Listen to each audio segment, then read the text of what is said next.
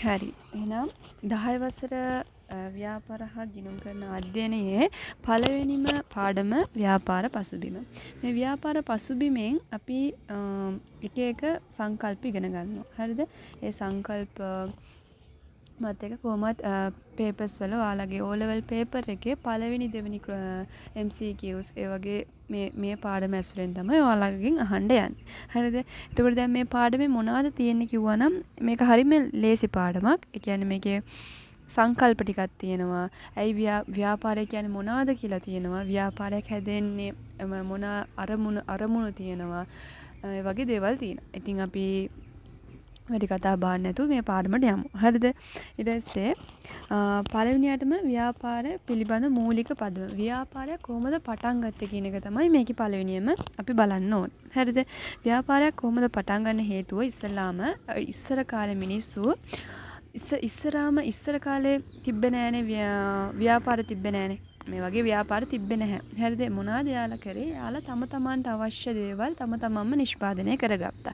ඒ කියන්නේ දැන් ඔයාට හාල් ඕනේ නම් ඔය චුට්ටක් හාල් මේවා නිපදවගෙන ඒව හදාගත්තා. හැබැයි ඒ මිනිස්සුන්ට එයාලට ඕන හැමදේම හදාගන්න බැරි වුණා. දැන් ඔයාට දක්ෂතාවයේ තියෙන වී වගාක ගොවිතැන් කරන්න විතරයි නම් ඔයාට දැන් ගෙදරට අවශ්‍ය අනිත් ලී බඩු ගෙවල් හදන ඒ වගේ දේවල් ඔයාට කරන්න බෑ. හරිද? ඒතකොට එක එක්කෙනා දක්ෂ එක එක දේවල් වලටනේ. එතකොට දැන් මෙයාලට පොඩි මොනවාද ඒ කියන්නේ අසීරුතාවයක් ආවා. හැමදේම Tamanට කැමති Tamanට අවශ්‍ය හැමදේම නිෂ්පාදනය කරගන්න බැරි වෙන තත්ත්වයට. හරිද?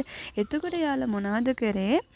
Tamanට පුළුවන් උපරිම මොනවාද කරන්න පුළුවන්. දැන් ඔයාට වී ගොවිතැනට යෙදෙන්න පුළුවන් නම් උපරිමෙන්ම ඒ මිනිසයා ඒ වී ගොවිතැනට තමයි මොනවාද තමන්ගේ දක්ෂ මේ මහන්සිය කැප කරේ. හරිද? ඒකෙන් එයා මොනවද කරේ? එයා වී ගොවිතැනේ යෙදුනා. එතකොට දැන් මම මගේ උපරිම දක්ෂතාවය එක දෙයකට යොදනවා නම් ඒකෙන් අපිට පොඩි ප්‍රමාණයක් නෙමෙයිනේ ලැබෙන්නේ. දැන් වී ගොවිතැනට මම යෙදුවා නම් දැන් මම මොන හරි දෙයක් කරා නම් ඒකෙන් ලොකු ප්‍රමාණයක් අපිට ලබා ගන්න පුළුවන්. එතකොට ඔය ඔක්කොම මට පරිභෝජනය කරන්න බෑ. එතකොට එතන අතිරික්තයක් ඇති වෙනවා නේ. එතකොට අතිරික්තයක් ඇති වෙනවා දැන් වී ගොවිතැනක් ගත්තා කියලා කියමුකෝ. එතකොට දැන් වී ගොවිතැනේ ඔයා වගා කරලා ඔක්කොම කරා. හැබැයි ඒ ගොවිතැනේ ලැබෙන ඔක්කොම වී ටික ඔයාට විතරක් කන්න බෑනේ. ඒක වැඩි ඔයාට. එතකොට ඒක අතිරික්තයක්. හරිද? එම අතිරික්ත ඇති වෙනවා. හරිද? දැන් වඩු නිෂ්පාදනය වුණත් ඒ මිනිස්යාට වඩු විතරක් මේවා කරන්න බෑ. යාර දැන් ඒක දක්ෂතාව වුණාට එයාට වඩු මේ පුටු මේස විතරක් හදලා ජීවත් වෙන්න බෑනේ. එයා කන්න ඕනේ, බොන්න ඕනේ, ඒ වගේ දේවල් කරන්න ඕනේ. හරිද? ඒ නිසා මොනවද කරන්නේ? එයාට දැන් මොනවද දැන් අතිරික්තේ තියනානේ. ඔයාට ඔයා ටිකක් තියාගෙන අනිත් අතිරික්තේ එයා අනිත් අයත් එක්ක ෂෙයා කරගන්න. හරිද? දැන් තව එක්කෙනෙක්ට හාල් ඕනේ නම් දැන් වඩුවයි මේ ගොවියයි කියලා ගමුකෝ. දැන් වඩුවට ගෙදරට හාල් ඕනේ. ගොවියට ගෙදරට පුටු ඕනේ. හරිද? එතකොට දැන් මොනවද කරන්නේ? මෙයා එයාගේ අතිරික්තයෙන් ටිකක් වඩුවට දීලා වඩුවගේ පුටුවක් ගන්නවා. හරිද? දැන් මෙතන සල්ලි සම්බන්ධ වෙන්නේ නැහැ. හරිද? භාණ්ඩ දැන් පළවෙනියටම භාණ්ඩ හුවමාරු ක්‍රමය කියලා හැදෙන්නේ මේකට තමයි. හරිද? සල්ලි හුවමාරුවක් නෑ මෙතන. භාණ්ඩ හුවමාරුවක් තමයි වෙන්නේ. ඒ කියන්නේ තමන් ගාව තියෙන අතිරික්තය අනිත් අයත් එක්ක බෙදා හැරලා තමන්ගේ අවශ්‍යතාවය ඉටු කර ගන්න. එතකොට දැන් මෙතන ව්‍යාපාරයේ පළවෙනි මූලික ව්‍යාපාරය හැදෙන්නේ මේක තමයි බේසික් කන්සෙප්ට් එක. ඒ කියන්නේ මේක තමයි පදනම උනේ. හරිද? කැමනාරි හුවමාරු වෙන්න එපා ව්‍යාපාරයක් කරනකොට අපි. දැන් ඉස්සලාම සල්ලි මොකුත් මේ ආවේ නෑනේ. ඉස්සලාම මේ වගේ මුදල් කියන දේවල් තිබුණ නෑ. එතකොට මිනිස්සු මොනවාද කරේ? භාණ්ඩ හුවමාරු ක්‍රමයට තමයි ගියේ. එතකොට දැන් මෙතන තියෙනවා මේ බලන්න බාටාර් ක්‍රමය, බාටාර් සිස්ටම් නැත්නම් බාටාර් ක්‍රමය කියලා කියන්නේ භාණ්ඩ හුවමාරු ක්‍රමයට තමයි. එතකොට මෙතන තියෙනවා බලන්න භාණ්ඩ අතිරික්තය අනෙකුත් පුද්ගලයන් සමග හුවමාරු කරගනිමින් ඔවුන්ට අවශ්‍ය භාණ්ඩ ලබා ගත්ත මෙම ක්‍රමයට තමයි කියන්නේ භාණ්ඩ හුවමාරු ක්‍රමය කියලා. හරිද? ඊට පස්සේ වර්තමානයේදී කිසිවෙක් තමන්ට අවශ්‍ය සියලුම නිෂ්පාදන කරගන්න බෑ යාලට. හරිද? ගොවියා සහල් නිපදවයි, වඩුවා ලී බඩු සපයයි, ඒ වගේ දේවල්. දැන් ගුරුවරයා උගන්වයි, ඒ වගේ දේවල් තියෙනවා. හරිද? එතකොට දැන් මේකට තමයි කියන්නේ භාණ්ඩ නිෂ්පාදන ක්‍රමය කියලා. එයා කියන්නේ දැන් මම වරක ඒ කියන්නේ මේ හැම මිනිස්සෙක්ම වරක නිෂ්පාදකයෙක් තවත් ඒක තැනක පාරිභෝගිකයෙක්. එහෙම වෙන්න ඕනේ. නැත්තම් හැමතිස්සෙම නිෂ්පාදනයක් වුණාම ඔයාට හැමදේම නිෂ්පාදනය කරන්න බෑනේ. එතකොට තමයි හැමතිස්සෙම නිෂ්පාදකයෙක් වෙන්නේ. එහෙම වෙන්න බෑ. ඔයා අනිවාර්යෙන් පාරිභෝගිකයෙක් වෙන්න ඕනේ තව නිෂ්පාදකයෙක්. එතන තමයි ව්‍යාපාර කියන දේ පටන් ගත්තේ. හරිද? දැන් ව්‍යාපාර සංකල්පය. දැන් ව්‍යාපාරයක් කියන්නේ මොනවද කියන එක තමයි. එතකොට ඊට පස්සේ ව්‍යාපාරයක් කියන්නේ මොනවද කියලා අපි හඳුනා ගන්න ඕනේ. ව්‍යාපාරයක් කියලා කියන්නේ මිනිස් අවශ්‍යතා හා උවමනා සපුරාලීමට අවශ්‍ය විවිධ වූ භාණ්ඩ හා සේවා නිෂ්පාදනය කිරීම හෝ සැපයීමට ආශ්‍රිත කටයුත්ත ආර්ථික කටයුත්ත නිෂ්පාදනය ව්‍යාපාරයක් කියලා ගන්න පුළුවන්. හරිද? ව්‍යාපාරයක් කියලා කියන්නේ දැන් ඕනම ආර්ථික කටයුත්තක්. ඒ කියන්නේ ඒක ලාභ ඉපීමේ අරමුණෙන් වෙන්නත් පුළුවන්. ලාභ ඉපීම අරමුණ නොගත් ආර්ථික කටයුත්තක් වෙන්නත් පුළුවන්. හරිද? මොකද දැන් රාජ්‍ය සේවත් ව්‍යාපාරවල යෙදෙන හැබැයි යාලා ලාභ ඉපීම අරමුණ කරගෙන නැහැ. යාලා සේවා සපයන මොන හරි සුබ සාධනය සඳහා විතරයි යාලා මේ ආර්ථික කටයුත්තක යෙදෙන්නේ. හරිද? එතකොට ඒකත් ව්‍යාපාරයක් තමයි. හරිද? එතකොට ව්‍යාපාරයක් කියලා කියන්නේ මිනිස්සුන්ට එක එක අවශ්‍යතා තියෙනවානේ. දැන් මම කලින් කිව්වා වගේ මේ නේද? මිනිස් අවශ්‍යතාව සපුරාලන්න විවිධ භාණ්ඩ දැන් මොන හරි දැන් මට අවශ්‍යතාවයක් කියලා ගත්තොත් මට බඩගිනි ඒක අවශ්‍යතාවය මොනාරි කෑම ඕනේ මට. හරිද? ඒක අවශ්‍යතාවය. දැන් උවමනා සපයන එක තමයි කරන්නේ මේ ව්‍යාපාරය. ඒක පස්සේ එන අවශ්‍යතාව උවමනා කියන්නේ මොනවාද කියලා වෙනම එනවා. ඉස්සලාම අපි නිකන් බේසික් එකට ගමු. මිනිස් අවශ්‍යතා සපුරාලීමට අවශ්‍ය විවිධ වූ භාණ්ඩ හා සේවා නිෂ්පාදනය කිරීම තමයි නිෂ්පාදනයට ආශ්‍රිත හැම ආර්ථික කටයුත්තක්ම තමයි ව්‍යාපාරයක් කියලා කියන්නේ. හරිද? එතකොට මොනවාද උදාහරණයක් ලෙස ගත්තොත් දැන් මට කෑම බඩගිනි. හරිද? එතකොට මට කෑම තමයි අවශ්‍ය. එතකොට ව්‍යාපාර මොනවද කරන්නේ? මට විවිධ කෑම එයාලා සජෙස්ට් කරනවා. ඒ වගේ දැන් මොන හරි බත් හරිද? ඉදියාප්ප ඕනම දෙයක් තියෙනවනේ. එතකොට ඒ හැමදේම එයාලා අපිට මොනවාද ඒ අවශ්‍යතාවය සපුරාලන්න යාලා විවිධ වූ මේ භාණ්ඩ නිෂ්පාදනය කරන එක තමයි ව්‍යාපාර කියලා කියන්නේ උදාහරණයක් වශයෙන්. හරිද? එතකොට ඊට පස්සේ මොනවද තියෙන්නේ? ඊට පස්සේ තව concept එකක් තියෙනවා විශ්ව ගම්මානය. විශ්ව ගම්මානය කියලා කියන්නේ ඉස්සර තමයි මිනිස්සු ගිහින් ගත්තේ. අනිවාර්යයෙන්ම අපිට දැන් මොන හරි අවශ්‍ය නම් අපි වෙළඳ පොළට ගිහින් තමයි ගන්න ඕනේ. හරිද? හැබැයි දැන් එහෙම නෑ. ඔයා ඒකත් මෙහෙමනේ විශ්ව ගම්මානය කියලා කියන්නේ තොරතුරු තාක්ෂණයේ හේතුවෙන් අපිට දැන් හැමදේම ලේසි වෙලා තියෙනවා. නිෂ්පාදනය වුණත් ගොඩක් තොරතුරු තාක්ෂණයේ හේතුවෙන් එයාලා ඉක්මනට නිෂ්පාදනය කරන ගොඩක් ඒ කියන්නේ මහා පරිමාණ ලෙස නිෂ්පාදනයට ලක් වෙලා තියෙනවා. එතකොට මිනිස්සුන්ට ඕන තරම් වමනා එයාලගේ වමනා සපුරා ගන්න පුළුවන්. හරිද? මිනිසුන්ට ඕන තරම් එයාලගේ වමනා සපුරා ගන්න පුළුවන්. එතකොට තව මොනවද කිව්වනම් දැන් අර බැංකින් සිස්ටම් කියන්නේ බැංකුකරණය තව මොනවද තියෙන්නේ මුදල් ගෙවීම ප්‍රචාරණ කටයුතු භාණ්ඩ හුවමාරු ඇනවුම් කිරීම ඔක්කොම දැන් අපිට දැන් eBay AliExpress වගේ දේවල් තියෙනවානේ. ඒකට අපිට අවශ්‍ය භාණ්ඩ අපිට ඔන්ලයින් ගන්න පුළුවන්. හරිද? ඒකේ මොනවද වෙන්නේ කිව්වනම් අපිට අනිත් රටවල් වල තියෙන දේවලුත් අපිට පරිභෝජනය කරන්න පුළුවන්. අනිත් රටවල් වල නිෂ්පාදනය කරන දේවලුත් පරිභෝජනය කරන්න පුළුවන්. එතකොට මේ ඒ කියන්නේ දැන් වෙන වෙනම නෙමෙයි තියෙන්නේ මුළු විශ්වයම එක ගම්මානයක් වෙලා තියෙන්නේ මේ තොරතුරු තාක්ෂණය නිසා. ඒතකොට ඒ concept එකට තමයි කියන්නේ ඒ සංකල්පයට තමයි කියන්නේ විශ්ව ගම්මානයක් කියලා. හරිද? තේරුණානේ? හරිද? එතකොට දැන් අපි මෙතන විතරක් සංකල්ප 3ක් විතර ඉගෙන ගත්තා. හරිද? පළවෙනි එක තමයි මොනවද ඉගෙන ගත්තේ? භාණ්ඩ හුවමාරු ක්‍රමය.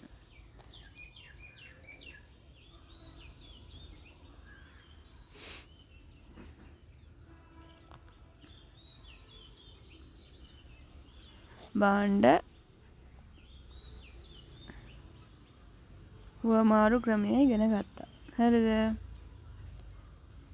ඊපස්සේ දෙවෙනි එක ඉගෙන ගත්තා මොනවාද ව්‍යාපාරයක් කියන්නේ කියලා.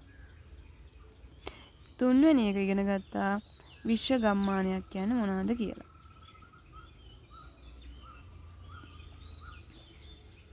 හරිද?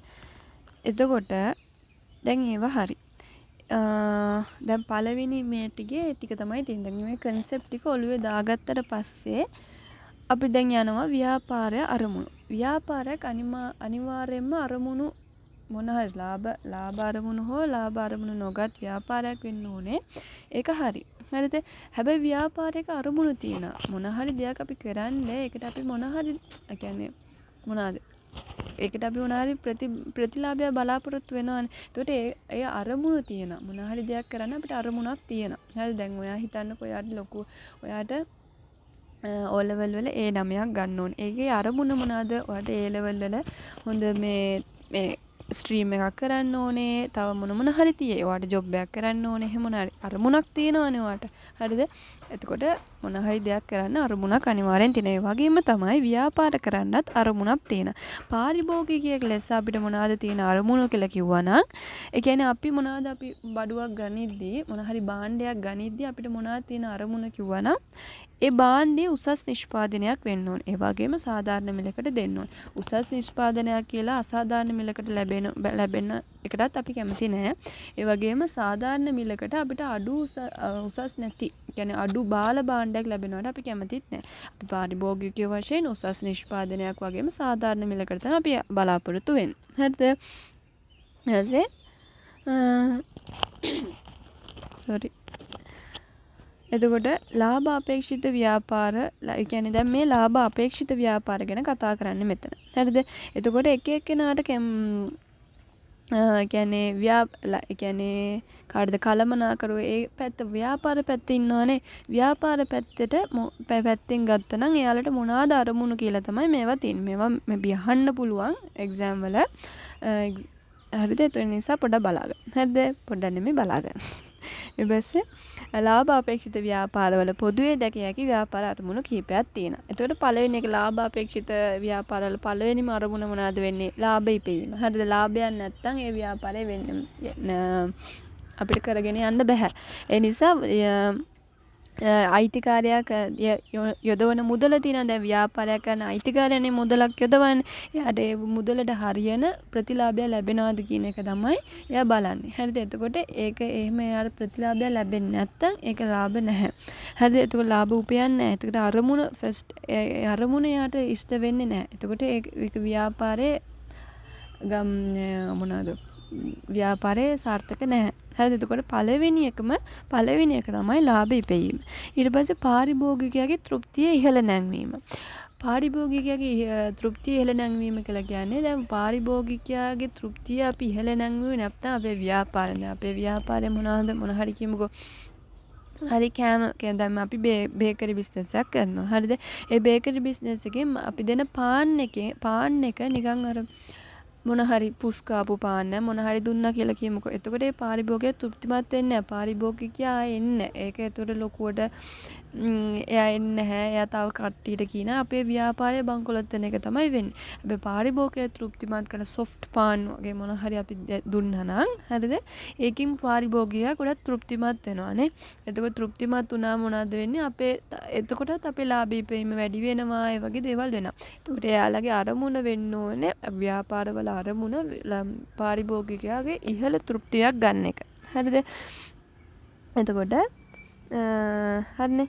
එතකොට තුන්වෙනි එක තමයි තවත් තියෙනවා. ඒත් අරමුණ කර ගැනීම මෙම අරමුණ ඉටු කර ගැනීමට ව්‍යාපාරයකට විවිධ ඉලක්කයන් එසේ නැත්නම් උප අරමුණුත් තියෙනවා. මේ උප අරමුණු තමයි මේවා. හරිද?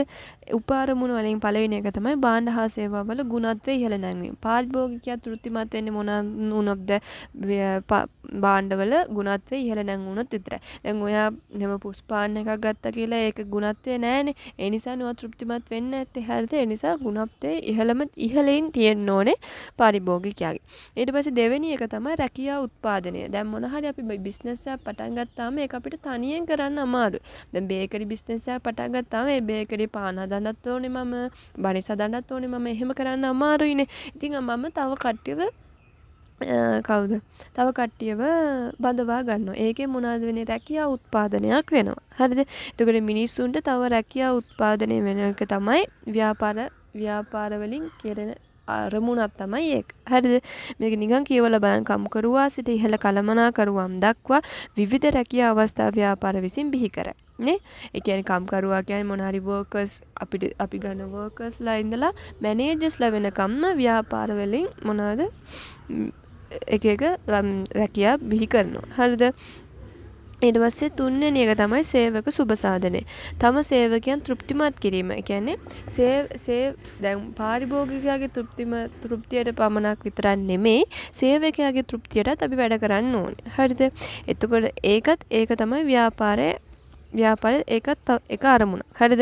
ඒ කියන්නේ තෘප්තිමත් වෙන්නේ මොකෙන්ද? ව්‍යාපාරේ වැටු මේවා කර මොනවද? හොඳ වැටුපක් දෙන්න ඕනේ. ආහාර පාන, නවාතැන් පහසුකම්, ප්‍රවාහන පහසුකම් වගේ දේවල් සේවකයාට දෙන්න ඕනේ. හරිද? ඒකෙන් සේවක තෘප්තියත් වැඩි වෙනවා. ඒකත් එක අරමුණක්. ඒ කියන්නේ මොනවද? උපාරමුණු 3. එතකොට මොනවද උපාරමුණු 3? සේවක සුබසාධනය සේවක සුබසාධනය ගුණත්වයේ ඉහළ නැංවීම සහ රැකියා උත්පාදනය. හරිද? එතකොට ප්‍රධාන අරමුණු ලාභ ඉපයීමයි පාරිභෝගිකයා තෘප්තිය ඉහළ නැංවීමයි. හරිද? ඊට පස්සේ මොනවද දෙන්නේ? දැන් අපි අරමුණු ඉගෙන ගත්තා. හරිද?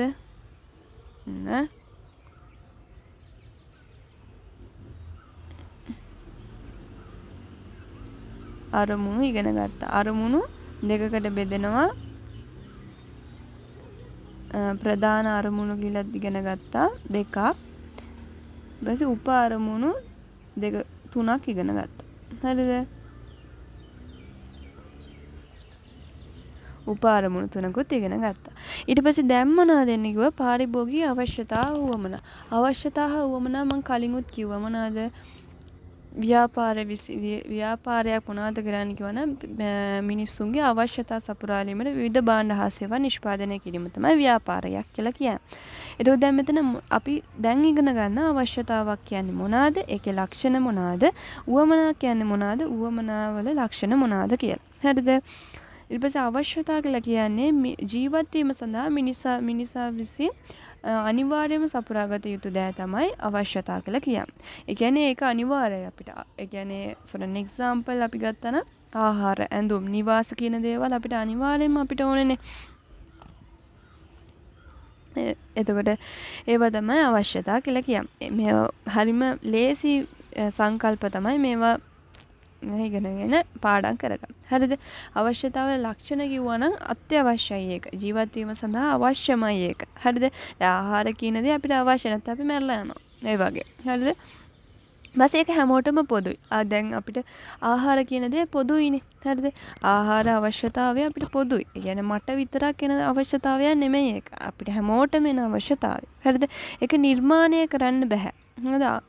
කියන්නේ ඒක නිර්මාණය කරන්න බෑ. අවශ්‍යතා නිසංගයෙන් බිහි වේ. ඒ කියන්නේ ඒක අපිට මොනවාද ඔටෝමැටිකලි එන එකක්. හරිද? ඒක ව්‍යාපාරිකයන්ට ඒක නිර්මාණය කරන්න බෑ.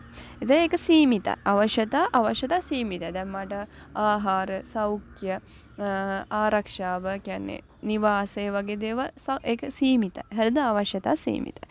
උවමනා කියලා කියන්නේ ඒතර දෙවෙනි එක තමයි උවමනා. උවමනා තමයි දැන් මිනිස් අවශ්‍යතා සපුරා ගන්න විවිධ ආකාර තමයි උවමනා කියලා කියන්නේ. දැන් අවශ්‍යතාවයේ ආහාර නම් ඒක උවමනාව තමයි ඒක සපුරා ගන්න විවිධ ක්‍රම. ඉදියාප, අයිස්ක්‍රීම්, කේක්, පාන්, වගේ දේවල්. හරිද? ඊට පස්සේ ඇඳුම් ගතන සාරි මේවා ඒ කියන්නේ මේවා තමයි ව්‍යාපාරිකයන් නිෂ්පාදනය කරන්නේ. භාණ්ඩ හා සේවා ව්‍යාපාරිකයන් විසින් නිෂ්පාදනය කරන්නේ මේ උවමනා සපුරා ලීමට. හරිද? ඊට පස්සේ ඒකේ ලක්ෂණ තමයි ඒක අත්‍යවශ්‍ය නැහැ. දැන් අපිට ආහාර කියන එක අත්‍යවශ්‍යයි. ආහාරයට දැන් උවමනාවක් ගත්තොත් ඉදියාප්ප නේ. හරිද?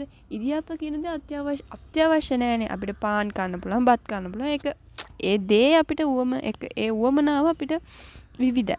හරිද? ඒ කියන්නේ විවිධයි නෙමෙයි. ඒකමයි කියලා අත්‍යවශ්‍ය නෑ. හරිද? ඊට පස්සේ ඒක විවිධයි. එක එක වෙන මම ආහාර කියන අවශ්‍යතාවයට මම ඉදියාප්ප කනවා, ඔයා පාන් කනවා, ඒ වගේ. හරිද? එතකොට ඒක නිර්මාණය කරන්න පුළුවන්. හරිද? ව්‍යාපාරයකට උවමනා නිර්මාණය කරන්න පුළුවන්. ඒක සංකීර්ණයි. ඒ කියන්නේ ඒක අසීමිත නිසා ඒක සංකීර්ණයි. හරිද? ඒක ලේසි නෑ. එක එක විදියට තමයි ඉල්ලන්නේ. ඒ වගේ දේවල් තියෙන අසීමිතයි. හරිද? දැන් ආහාර කියලා ගත්තා නම් ලෝකෙ කොච්චරනම් දේවල් තියෙනවද ආහාර සපුරා ගන්න. එතකොට ඒක තමයි. එතකොට දැන් මේ කන්සෙප්ට් එක වෙනකන් අපි කතා කරලා ඉවරයි. එතකොට අනිත් වීඩියෝ එකකින් අනිත් ටික කතා කරමු. Thank you.